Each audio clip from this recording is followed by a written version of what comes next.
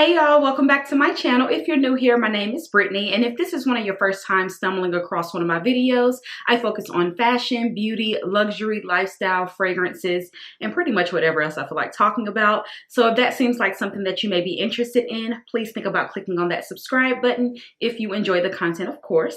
Also, if you're already a subscriber, go ahead and click on that notification bell because my uploads have been a little bit sporadic, so we don't want you to miss a video. So today's video is going to be trendy luxury items that I will not be purchasing or I refuse to buy or something like that.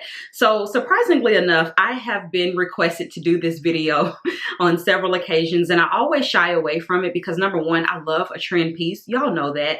I don't have a problem with purchasing things that some people may not think last the test of time. I think it's all about your personal style, what you like to invest in or whatever have you. And sometimes you just purchase things because you love them and it doesn't matter. And I'm not a person who buys my luxury pieces to sell. It's nice to be able to get that return on investment if you just decide that you don't want it. But a lot of the times I'll buy something and I'll just wait for it to come back around. I just think it's nice to have like a little archive of things that you loved, at least at that point. So I never have any regrets. But I do shy away from these videos because I think they can be a little bit controversial and sometimes negative. I believe in buying what makes you happy, but I do have some things that I just will not be purchasing for personal reasons. So if you guys are interested in this video, please stick around. Okay, y'all. So first on my list, a luxury item that I will not be buying is the Margiela Tabby Boots. Y'all, now these boots are very on trend right now, but these have been some boots that have been around for a few years now. And I will say at that time, maybe a few years ago, the girls who get it, they got it, and the girls who didn't, they don't, right? I'm still one of the girls who don't get it, but that's okay. Like, I can respect and understand the girls who were buying it then, but now I just see these boots popping up everywhere and I just don't understand it, okay? I don't quite understand. The boot, to me, it literally gives me the heebie-jeebies. It's something about that split. It literally looks like a camel's hoof. And I can't get involved. Now, it doesn't mean that I have not seen people like really pull this look off. I think her name is Simplicity Style on Instagram. And she is definitely a street style, trendy type of luxury wearer. But she wears her stuff over and over again. And it fits her aesthetic. So they look okay on her. It's still not a shoe that I'm like, oh, you killed that. You know, the style, the whole look looks pulled together and it's popping. But that shoe in particular, I feel like any other boot could have been switched out and it could have still gave what it needed to give. It's just that Tabby boot is just, I have an aversion to it at this point. Like, I literally cannot take that boot. It makes my flesh crawl. It looks like an animal. It looks like an animal foot. I mean, and I'm sure that's the reason. I've also heard that the boot is not that comfortable because it has that split in between the toe. And you guys know how I feel about the thong sandals and all of that. So it definitely wouldn't work for me. But yeah, the Tabby boot is definitely a luxury item that is on trend right now that I will not be purchasing, and you can hold me to it. I do see a lot of these videos where people make these and next thing you know, they're buying the items. Now, I'm not saying I won't be one of those girls, but that shoe in particular, you won't catch, okay? Next up on my list, y'all, is another pair of shoes. And I like talking about shoes because I am a true shoe girl. But these shoes right here, I'm gonna say that the girls are buying these simply because they are like this off the grid designer type of shoe. It's becoming very trendy to buy these shoes, but I feel like there were people who like really, swore by these and they wore them for the reasons of the comfort and all of that. But the new girls that are getting into these shoes, I really feel like they're getting them because they're really popular. And these are the Loro Piana shoes, y'all. These look like hush puppies. The shoe is very simple. I'm going to pop up a picture for y'all. Suede, they look like they are made immaculately, okay? Now, going into the office and you need like a nice casual Friday shoe and you have to be pretty conservative, I understand. I do understand it. And I understand, the need for comfort and well-made items. but they don't look any different than a naturalizer to me. Like, these shoes look like naturalizer shoes. They're not that cute. They are very sleek, but they're just not that cute. And for the price point, I feel like they have become a very trendy piece, kind of like Van Cleef and stuff like that. Like, I love Van Cleef, but it is very trendy right now, and people used to look at it as like an old brand, and now all the younger girls are buying it. So it's kind of like that same thing, and it's definitely personal preference because, again, I love Van Cleef. But this Laurel Piana type of shoe that look like a Hush Puppy or a Naturalizer or some Clarks, it's a no for me, okay? It's a no for me. Not saying that they are not well made, not saying that for a very conservative style of dress, you may not want to wear those and, you know, throw them on to go to the office or something like that. But I'm not understanding the hype. Like, I just feel like everybody's getting involved and I can't get involved. Like, I just don't get it. Okay, y'all. So next on my list, we got to talk about it. It's Bottega Veneta. Okay. Now, Bottega Veneta, we all know they had us in a choke hold, myself included, because I lived, okay? And they just kept coming out with all of these like heels and bags, and they were super trendy. You know, Daniel Lee, he really did take the brand and just carried it, you know, he carried it. And we all wanted a piece of the pie. I have several pairs of Bottega Veneta heels, and I will pull them back out. A couple pair for sure. I don't know where they are right now, but I will be pulling them back out because it's just now starting to get a little bit more warm here. But certain shoes, definitely, I'll be wearing again. But I just need to talk about the toweling items. These toweling pieces that Bottega's coming out with, I don't get it. Unless you are by the pool, this is one of those things where I just feel like you need an abundance of money to invest in these because they should only be worn in this particular occasion, like by the pool or as house slippers in the home. These toweling slides, the toweling bag, I can maybe understand the bag because, you know, it's like a fun summer piece, but why not get you a leather bag for that price? Like, I don't understand it. I don't understand paying that amount of money for terry cloth. And it is just swept us by storm, y'all. I'm seeing pink, I'm seeing green, I'm seeing orange. I mean, the Bottega green, you know, it won't let us go. I'm kind of starting to move out of it, and it's hard for me because green is one of my favorite colors, but I can't with the toweling pieces for that price point. Not when Public Desire has these exact shoes on the website for like 40 bucks. You can probably get them on Amazon for $13. The bag's included, you know what I mean? So it's just like, it's not worth the price. It's just super trendy. It's a name brand and people are flocking to it because I think it's a name brand. Now again, you got it like that and you just want to wear these by the pool, that's what they're for. Go right ahead, you know, just give a cute pool moment, but it's still very expensive for that in my opinion. So it's a no for me on the toweling items, and I don't understand. Okay, y'all, so if y'all hear any noise, it is storming outside, so just try to like act like we don't hear that. But speaking of slides, I've been seeing these slides a lot, specifically on TikTok and Instagram, and they are like these bubble mushroom slides. Now, I don't know if they are like a dupe for a luxury item or not. They seem like maybe Yeezy would do something weird like this, but these shoes are absolutely hideous. They literally give me the heebie-jeebies, very similar to the Tabby because it looks like those mushrooms that grow in your yard. You know, that fungus, that's what they look like. Like, these shoes are heinous, okay? Heinous. And all the girls are wearing them. I do not understand. Help me understand, please.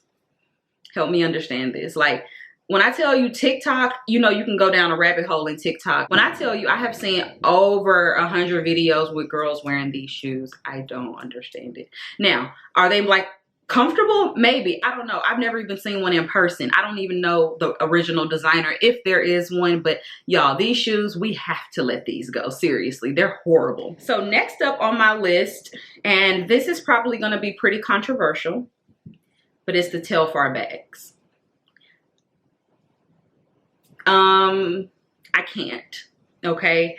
And I've tried. That's the thing. So I actually feel like I can speak on this because I've tried. I really wanted to get into these bags. I purchased one of these bags and I was just so unimpressed. I was so unimpressed with the design of the Telfar bag, and I'll put it here, the one that I had. I was expecting something different, and it just wasn't that. So it's like this vinyl material. Like if you scratch it, it sounds like plastic vinyl. And I was expecting a faux leather. I didn't expect real leather, but I expected a faux leather, something that just looked a little bit better. And then I don't like how the strap is just connected on there. You got to roll it down or stick it in the bag. I can't with the Telfar bags. Like I said, I tried. I ended up selling mine, and yeah, it's over and done with. But I have seen the Telfar bags in like the larger sizes, and I think they're decent for travel, especially for the price point. So like the medium and the large, even the huge. I feel like those are best for travel, and they look a little bit better, and they look better in the darker colors. I had the pool blue color, I think it was called. So I see that the light color ones, they just don't look that good, y'all. And to me, it's a very trendy bag, but I do want, and I hope and I wish that Telfar would come out with like some other bags. I've seen like the round one. It's a newer design, and I think that's a nice looking handbag. It has a little bit more structure to it. So that's something that I could, you know, maybe get on board with. But the original Telfar bag, especially the mini one, it was just no for me. I could not do it. And I know it's controversial. You know, it's a Black designer. I love supporting Black designers, but I just can't. Now, Brandon Blackwood is another Black designer, and I have his bags, and I think that they just suit me a little bit better because of the structure of the handbag. I feel like they're made a little bit better as well. But yeah, I can't do the Telfar bag. So please, y'all, okay, don't nail me to the cross for this one. I know so many people love and adore these bags, and we support, and I think that's amazing. But there has to be a different design for me in order to get back into, because I can't. Like, y'all, I was so heartbroken when I got that bag in the mail. I even did a story. This was during the pandemic, when the pandemic first hit, 2020. And I was like, is it me, or like, do y'all bags look like this or feel like this? Because every time I would see the bags in pictures, they didn't look like what mine did, okay? And I ordered it, you know, from the store, from the website. So I don't know. Okay, y'all, so next on my list, another kind of controversial one, are the Chanel Dad Sandals. Now, I've talked about this several times, how I despise the Chanel Dad Sandals, and I'm gonna pop up a picture of the ones that I'm talking about, because I don't think a dad sandal in general is horrible. I have a Jimmy Choo Dad Sandal. It's a little bit more glam, a little bit more like tailored to the foot, you know, and it looks a little bit more feminine. I have those, love those, can't wait to wear those in the summer. But the Chanel Dad Sandal with the 2 Velcro pieces, no, I don't understand this shoe. Number one, it's a cool shoe, very trendy, and the girls who wear them, you know, they have the cool look, but the shoe is heinous on the foot. I've tried them on myself. The way that your feet look in the shoe is not cute. It reminds me of when the children wear those like little cartoon character shoes and their feet are just hanging right over the front. The toes are doing this over the front of the shoe. That's what those look like. I can't get involved with the shoe. And they have so many iterations of them now. Of course, you know, we all know the black leather. We know the raffia ones came out. They had some tweed ones. So many different options. But y'all, I just can't. They even had ones that looked like they were drawn on. They were in like one of my last vlogs. It's a no for me on those. Now, they do have a newer dad sandal. And I think these are really cute because Chanel has been doing dad sandals for a while. They had a pair a few years ago with like chain detailing, super cute. These newer dad sandals are kind of on the same line of those, and I do like the shape much better. I find that I don't mind the strap across the toe, but it needs to have like that strap going up the side of the foot instead of just 2 Velcro pieces, if you know what I mean. I'm gonna put a picture of the ones that I actually like, and these, the colorway is what really got me, and they're leather. They are pink, purple, and like a red color, and I think they're really cute. Haven't tried them on, so I don't know if the foot looks ridiculous in them, like a child's foot, but I think those are cute. The Arizona Love dad sandals, I think those are cute too, and they're a much better price point because I'm if I'm not mistaken, the Chanel Dad Sandals are like $1,500 or more. It's insane for that price. There are several others out there that are much better price point, even if you want to go designer, and they just look better on the foot. But that Chanel Dad Sandal that everyone has, I do not like it. So I will not be buying that shoe, okay? Ever. So next on my list are the Judith Libra bags. Now, these bags, y'all, they retail for like $5,000 and up. If you're not familiar, they are the like Swarovski crystal embedded bags. They're in these really cool shapes like chocolate bars, teddy bears, cupcakes, you know, all the cute things. And it is such a fun piece. Very like collector's item, okay? I'm not against anything like that. What I am against is the price point for this bag and the quality. I know several people who have purchased these Judith Libra bags and stones go missing and you have a hard time getting the stones replaced. It's a no for me. So it's not that I don't like these bags. I just think that they are ridiculously priced. Granted, Swarovski crystals are very expensive, but it's so not worth the buy or the hassle for me. And these bags are just special occasion bags in my opinion. So you're not going to get your cost per wear. Now, I love the bags and I do have a couple of dupes. And I get mine from Amazon. Y'all have seen these. So this one is similar to the chocolate bar. What I like about this one, first of all, the price point, I think it was like 40 bucks. Also, I like the fact that it's bigger than the Judith Libra because the Judith Libra chocolate bar is really thin and tiny. You probably can't fit anything in there. This bag, you can fit something in there and it comes with a strap if you need it. Look how big that is, you know? So you can actually fit some things in here. These are from Amazon and they sparkle and shine in the light like no other. It's hard to see now because I have all my lights on, but y'all, it does the job. You know, a lot of the times you buy these for like a birthday or New Year's Eve or something like that. $40, that's all you need. This next one I have from Amazon as well, and it is so bomb. Look at the packaging. I wore this on New Year's Eve, and it's so heavy. The quality is so amazing. Look at this. Do you see that? Look how it sparkles and shines. It's just like a little popcorn thing.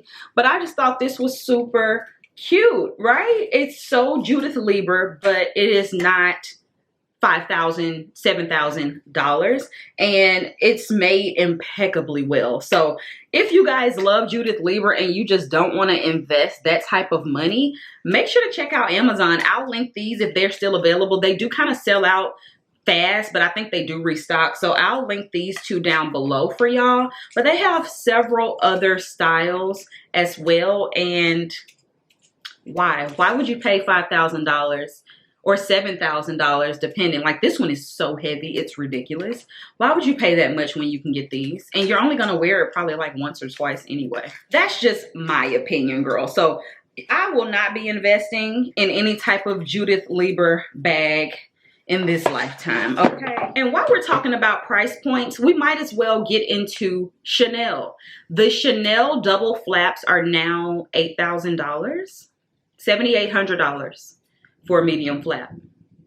I will not be purchasing any Chanel double flaps at retail. If you see me with a new double flap from Chanel, you can guarantee that it came to me by the way of pre-loved, okay? It was in someone's hands and it came to me at a lesser price because there's absolutely no way I'm gonna pay $7,800 for a Chanel bag that when I first started getting into Chanel, they were $2,500 and now it's $7,800. That's an Hermes bag. We've had the conversation several times.